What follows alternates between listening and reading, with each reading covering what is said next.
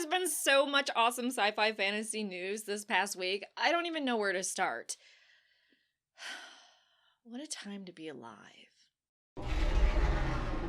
Real quick, if you enjoy my content, please consider supporting me on Patreon with your donation. Not only do you help this channel, but you also get early access to videos, and podcasts that no one else does besides those that support me on Patreon, access to all my book clubs, and my Facebook-only Patreon group page. Link in the video description and comment section down below. So this is a roundup of the best sci-fi fantasy news from about the past week.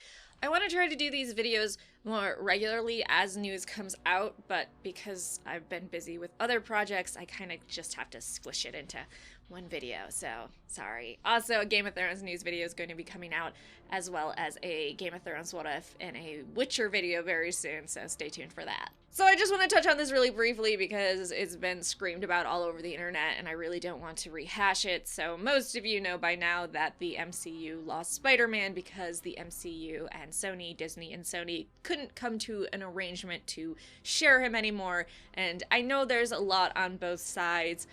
Honestly, I think Disney's arrangement of a 50-50 cut was very fair, given that Sony generally doesn't know their head from their ass, and I have a feeling they're going to have to reboot Spider-Man once more if they don't have the guidance of Disney. So, Sony, you both could make a lot of money.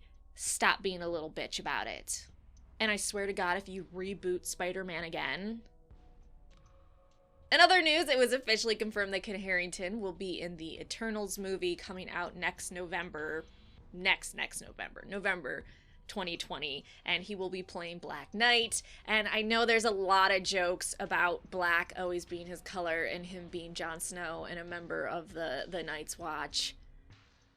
I'm not gonna make those jokes. I'm just gonna say it's really awesome to see Robb Stark and Jon Snow together again. Still in Marvel news, we were told that we're going to have to wait 3 years for the sequel to Black Panther. So May 6th, 2022 is when the next Black Panther movie is going to come out. That's a really long time to wait, and I don't know, Disney, I really feel like that should have probably been a bigger priority, but I'm not part of your deals and everything, so... I guess great that you have the same director coming back to do the sequel, so thumbs up to that.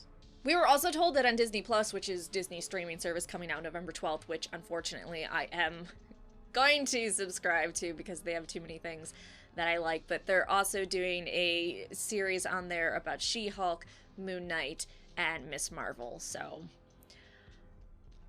tentatively excited about that. Okay, let's move on to some Endgame news, because the Russo brothers shared some information, including why Bucky wasn't chosen to be Captain America. So they shared why Bucky wasn't made Captain America, stating, "Bucky has a very complicated history. He has a damaged mind. I don't know if you want to hand a very powerful weapon to someone who is vulnerable like that." Which I think is fair. Also, Bucky and Sam, Falcon and the Winter Soldier, or new Captain America and the Winter Soldier, they have a Disney Plus live action TV series together, so I'm sure from time to time Bucky is going to wield the shield anyways. We were also told that the writers for Endgame had the ability to kill off anyone or leave anyone dead if it served the story, which I don't doubt that, but I also think there were certain characters they had to have come back or stay alive because of future projects. So while I think they were given permission, I also think that wasn't 100% true, personally. So on the decision and having the freedom to kill any character in the story if it demanded it, we were told, "We weren't there to just kill characters off. We were told, if the story demands it, you can take people off the board. But if there's a good story to be told and no one dies, go ahead and tell that one too." In Endgame, we were trying to finish arcs, and for Iron Man / Tony Stark to give up his life and sacrifice himself for the good of the universe seemed like a really good narrative closure for the billionaire playboy who had been learning over the course of several films to be a better person. Okay, let's move on to some DC news because there's some exciting stuff, including the fact that the Flash movie is gonna happen. So Ezra Miller confirmed, yes, there will be a Flash movie, which I know this is a meta joke, but Barry Allen, he's always late, so why wouldn't his movie be late? I doubt that's why they did it. They weren't making a meta joke, but I'm still excited. We're gonna get the Flash live action movie. Although I will say, and I know people do not agree with this, I am not 100% happy with how they depicted Barry Allen in the DC cinematic universe, but I like the Flash, so something's better than nothing, in my opinion. Still in DC news, Jason Momoa confirmed that he has seen the Zack Snyder Justice League cut, and it is awesome. Or in his own words, sick. So, it does exist. I know there's been a debate about that for a very long time. It does exist. We'll just probably never see it. Moving on to Stranger Things news, it was confirmed that Will is gay or has sexual identity issues, so official documents describing his character said as such, which I know is heavily hinted at, and I thought it was more he was asexual, or just he was at an age where he wasn't thinking about girls yet. So to me, it's great for more representation, but at the same time, it doesn't really change how I view that series at all, so I don't know. Okay, Star Wars news. I have a Star Wars channel called Star which I'm going to go over all the information we got from D23 over on that channel, but briefly for Star Wars news, because this is a sci-fi fantasy news roundup video. Obi-Wan is getting a live-action TV series, and Ewan McGregor is coming back. We're getting the next season of The Clone Wars in February. We got a new trailer for The Mandalorian, which is the first Star Wars live-action TV series, coming out in November on Disney+. We got a teaser for Episode 9, which showed Rey looking a little dark side.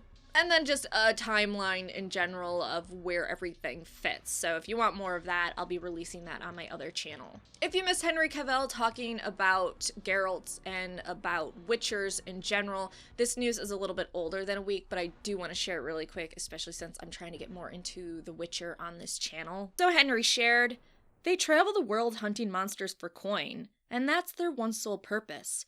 But they are often rejected by the world because they are not supposed to have emotions, but ultimately a bunch of badasses that kill monsters. It's not that Witchers aren't supposed to make moral decisions, it's the myth that they don't have emotions, but that's what aids them in asking for coin for a monster. And if they don't have emotions, they can negotiate as hard as they want and someone can't use the 'my kids' line. Geralt is much more than that. He has his hard exterior because he believes that's the way the world is. But in truth, deep, deep down, there's this man that has a belief in what the world can be." And kind of wild news, but given how popular Keanu Reeves is of late, we are getting a fourth film in the Matrix series, and one of the Wachowski siblings is coming back. I believe Lana, not Lily. And we're going to see Keanu Reeves coming back as Neo and Carrie back as Trinity. In other news, Andrew Scott is now part of the cast for HBO's His Dark Materials Season 2, playing Colonel John Perry. And lastly, we got a little bit more information on the Watchmen TV series coming to HBO later this year, and whether it was a reboot or sequel. So we were told, "I'm not creating this world. I'm adding to a world already created. All I can do is stay true to the spirit of Watchmen and pray that it all works out. I owe everything to Watchmen, and it's an honor to officially get the chance to pay off that debt. Everything that happened in that graphic novel is canon. We can't replicate the brilliance of it, but we can honor it by trying to do something original." So it's going to be a sequel, and they're going to be true to all the canon, and everything that happened in the graphic novel is canon, which to me is very reassuring. Also, there's a bunch of live action shit coming out, which I could talk about, but it's mostly Disney and its remakes, so Lady and the Tramp, a prequel to Cruella de Vil. I don't really care about it, so I'm not going to talk about it, but now you know it exists, so. Alright, thank you for watching, like, subscribe, and I'll try to do these sci-fi fantasy news videos more frequently, along with Game of Thrones, The Witcher, Dune, Lord of the Rings, anything sci-fi fantasy, and horror a little bit, but I'm kind of a sissy.